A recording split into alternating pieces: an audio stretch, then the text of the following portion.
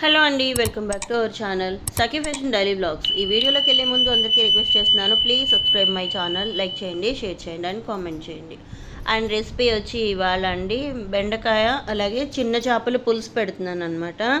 ఈ చిన్న చేపలకు ప్రత్యేకత ఉందండి. ఇవి ఎవరన్నా తినొచ్చు అనమాట. ఇవి కట్టుపరుగులు అనమాట. బాలింతలకి పెడతారనమాట ఎక్కువగా. ఇవి ఏంటంటే పాలు పడటం కోసం పెడతారండి బాలింతలకి.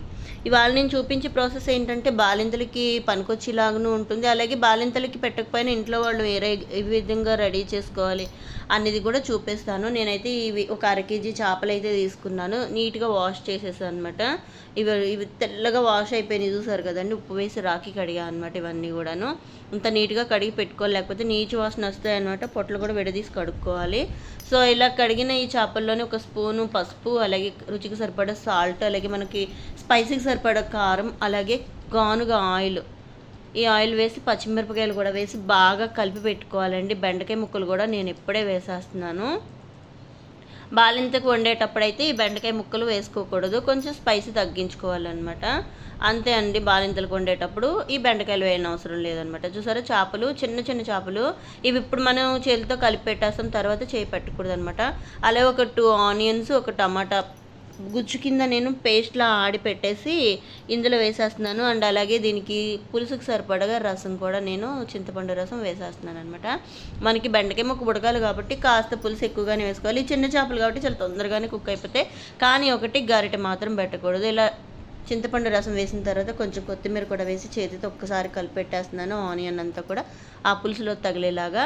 సో దీంట్లో 2 కరివేపాకు రెబ్బలు వేసి లిడ్ పెట్టేస్తున్నానండి. అంతేనండి, చాలా సింపుల్ అనమాట.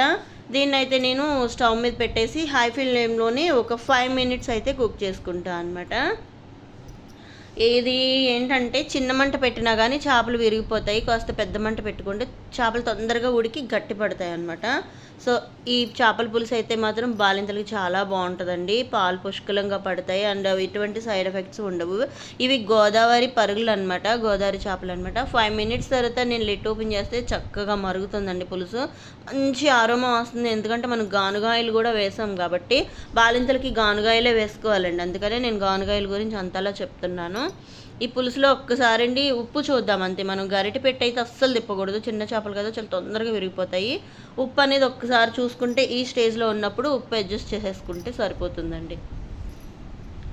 భలే కనిపిస్తుంది కదా, కలర్ఫుల్గా ఉంది పులుసు అయితేను.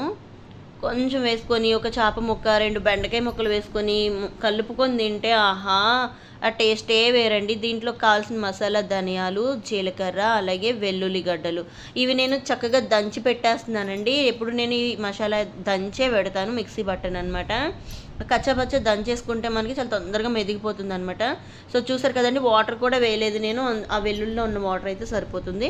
సో ఇలా కచ్చాపచ్చ దంచుకోవాలి. ఇందులో మనం ఎటువంటి మసాలాలు యూజ్ చేయట్లేదు అనమాట. ఇలా ముద్దలాగా దంచి పెట్టుకున్న ఈ మిశ్రమాన్ని మనం పులుసులో అయితే వేసేసుకుందామండి. ఎటువంటి మసాలాలు లేకుండా చేసుకుని పులుసు అంటూ ఉందంటే మేము చేసుకుని ఈ చేపల పులుసు అండి. మా గోదావరి సైడ్ చేసుకునే చేపల పులుసుకు ఒక ప్రత్యేకత ఉంటుంది. ఎలా వండినా సరే మా గోదావరిలో ఉన్న గాలి ప్రభావమో ఏమిటో తెలియదు కానీ పెద్ద టేస్ట్ ఉంటుందన్నమాట మా సైడు చేపల పులుసు. అందుకే మీకు ప్రతిసారి కూడా ఒక డిఫరెంట్ వేలో చేపల పులుసు అయితే చూపిస్తున్నాను. ఈ కుమ్మి పెట్టుకున్న ఈ మసాలా కూడా నేను పులుసులో యాడ్ చేసేసానండి. ఈ మసాలా వేసుకున్న తర్వాత ఇంకా డిఫరెంట్ స్మెల్ వస్తూ ఉంటుంది అనమాట. ఆహా, ఎప్పుడు అయిపోతుంది, ఎప్పుడు తినేస్తామా అన్నట్లు. సో ఇదేనమాట నేను చూపించే కర్రీ ప్రాసెస్. ఒక్కసారి లిడ్ పెట్టేసి ఒక 5 నిమిషాలు కుక్ చేసుకొని మనము కొత్తిమీర వేసుకొని దింపేసుకోవటమేనండి. అంతేనండి, టేస్టీ కట్టుపరుగులు బెండకాయ పులుసు రెడీ అయిపోయిందనమాట. సో నచ్చితే కనుక మీరు కూడా ట్రై చేసి ఎలా ఉంది నాకు కామెంట్ పెట్టండి. అండ్ చివరి వరకు వీడియో చూసినందుకు థ్యాంక్స్ ఫర్ వాచింగ్ అండి. ఇంకొక మంచి వీడియోతో మళ్ళీ మీ ముందుకు వస్తాను. అంతవరకు సెలవు.